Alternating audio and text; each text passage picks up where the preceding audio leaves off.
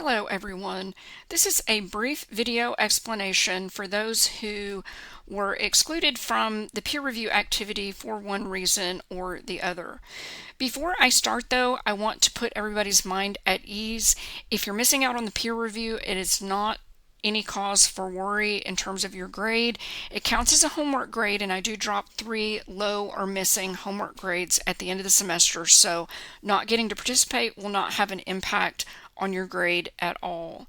There are also a couple of assignments that are dependent on you having a completed on-task draft that you also will not be able to participate in, so don't even bother doing those at this point. Your time will be better spent in either completing your draft if you don't have one done, or in finishing your draft if it's part way done, or redoing it if you did something that forced me to exclude you from the peer reviews on this particular paper.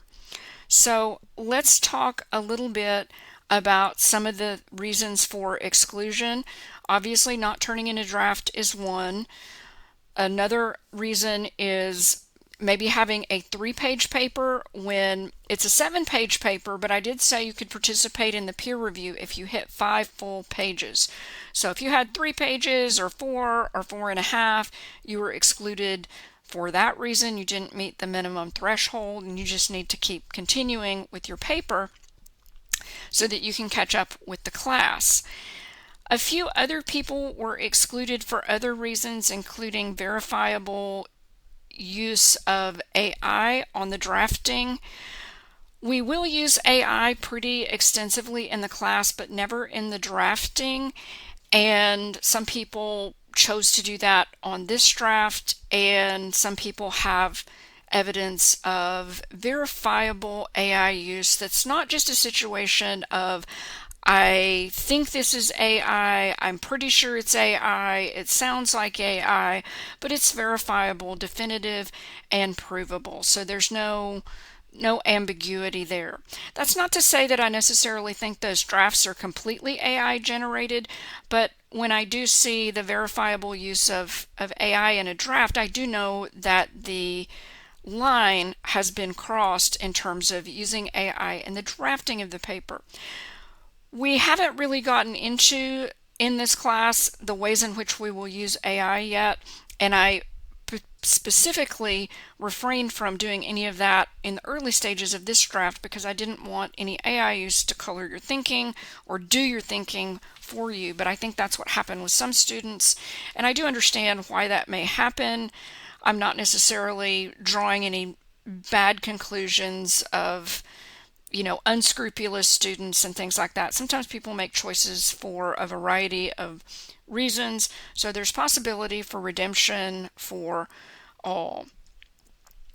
So I think those are the main reasons. Verifiable AI use. Oh, there is one more instance. I did have one student who ended up incorporating, or listing rather, secondary sources as if this were a research paper.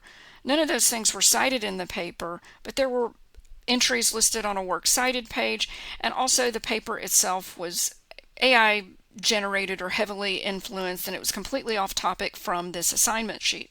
So one thing I'd like to emphasize to everybody is how it's really important in the early part of a unit to not only open the assignment sheet, but to read it carefully and actually print it out. So the student who made that mistake of writing a paper that was off topic and had AI influence and had sources and whatnot, a lot of that could have been alleviated from reading the assignment sheet, at least the off-topic aspect, and the fact that this is a primary source paper and not one that uses sources.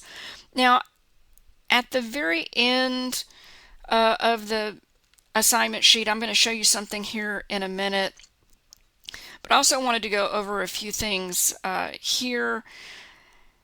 Make sure that you're reading carefully, and again, have this printed out whenever you're working on a paper to make sure you're not doing the things that are in red, and to make sure that you're doing the things that says you must do this and you must do that.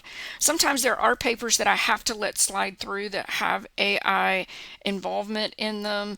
It's kind of like the situation of Sister Aloysius when she suspects William London of having a nosebleed. She doesn't have proof that he gave himself a nosebleed, so she has to let him go. But she knows in her heart of hearts that there's a pretty good chance that that is the case. And in the movie, if you've watched the movie, her assumptions are proven to be true if you go back and watch that scene when William London is sent home. But anyway, there are some times where I have to let some things slide through because in the moment I don't have concrete proof, but I do know based on a lot of markers and patterns. Patterns are really repeatable. Content patterns, wording patterns, sentence patterns. Teachers see it so much, and I'm not saying that we or I am infallible, but we see these things so much, it's really easy to spot. Sometimes there are some things that are hard to prove objectively in terms of I can absolutely prove this. There are other things that can be proven in conversation with a student. So sometimes I might see something that is characteristic of AI writing, and a conversation with students will either validate or dispel that concern. So often, things can be proven or disproven through conversation. Some things can be proven just objectively because of the nature of what it was. I put some of those things at the end of this assignment sheet. A summary style argument not grounded in the text at all. I did have some of this, and I had, I think, one that I let slip through that doesn't have any of that, and that kind of shows me that maybe that student didn't read the lessons, didn't see the examples. And the summary style argument is something that AI has a tendency to do. There's no quotes in the paper, and that's a requirement of a literary argument that you have those in pretty much all the paragraphs. Fabricated facts or plot points. A few people that are having to watch this video are not able to participate because in addition to the other things that might signal that this was probably has heavy AI influence, there were fabricated facts or plot points or fabricated page numbers. Now there are some instances where students were looking at the page counter in hypothesis instead of the page numbers on the bottom of the paper. But if you're using ChatGPT or something like that, it will fabricate the page numbers if you actually look at the text of the play and where it ends and things like that. And so I do check things like that. Fabricated page numbers, fabricated facts, plot points. And then there are lots of other things, many of which I don't list here, that are also telltale signs of AI use. But the fabricated facts or plot points, those are definite. I don't need a conversation for those. I've been doing this play pretty much since it came out and have read it many, many times, seen the movie many, many times, and it's very easy to also for me to just go back and double check if I think I have forgotten something. But usually the fabricated facts or plot points are really obvious, and the page numbers too. But I did list a couple of other things on here, but again, I didn't list them all. So these are the primary reasons that somebody got left out of the peer review. So what we need to do at this point is reset and regroup. Those that didn't finish need to start and finish. Reach out to me if you need help, but you do need to look at the lessons and the examples. Your paragraphs need to look like that. Those who have used AI or got off track, and didn't write a primary source paper, you also need to go back and review the lessons and the examples. Your paragraphs should look like that, and you need to follow the guidelines that are there. You need to be writing in your own voice, and we'll see later that I don't have a problem with you getting an idea from AI in terms of a topic sentence or something like that. But what we really want to avoid is getting AI to come up with the whole argument and you're kind of just using that and you're not really doing anything. It's one thing to suggest a point or an angle, saying, oh, you could point out that Mrs. Mueller says a lot of things in her conversation with Sister Aloysius that suggest she's aware of an inappropriate relationship with Father Flynn. Or I might take that same point and say, although Sister Aloysius hopes to get some kind of information from Mrs. Mueller that will help her prove a relationship between Father Flynn and Donald has occurred, she finds no such evidence in her conversation with Mrs. Mueller. All right, so those are examples of topic sentences, and I gave everybody topic sentences in the lessons. I gave about 6 for those who think that Flynn is guilty. I gave about 6 for those who thinks he's innocent, and I told you the general approach that you need to take depending on which one you're arguing. And I also talked about the couple of points that everybody has to have in their paper. So just to clarify, if you go back through into the lessons, you'll see that if you think he's guilty, number one, you're going to have to go through and identify all the things in the play that make him seem that way. If you've watched the film, you'll add your notes to that, to your list. If you're arguing that he's innocent, you need to also identify all the things in the play that make him look guilty, and you need to be able to counter-argue against those notions and show that his behavior or his actions were not shady, were not suspicious, but were very prudent, very restrained. You'll have to spin them in a more positive light that completely dispels the notion that anything inappropriate, can be concluded from those things. So even for the students who are able to participate in the peer reviews, even those students have to go back and review some of those things in the course to make sure that their papers are truly on topic. But I just wanted to have a video overview here and kind of force everybody to take the quiz, so to speak. There's no questions, but I just wanted to let you know that there's no reason to panic. There's no reason to be embarrassed or be afraid to reach out to ask me anything.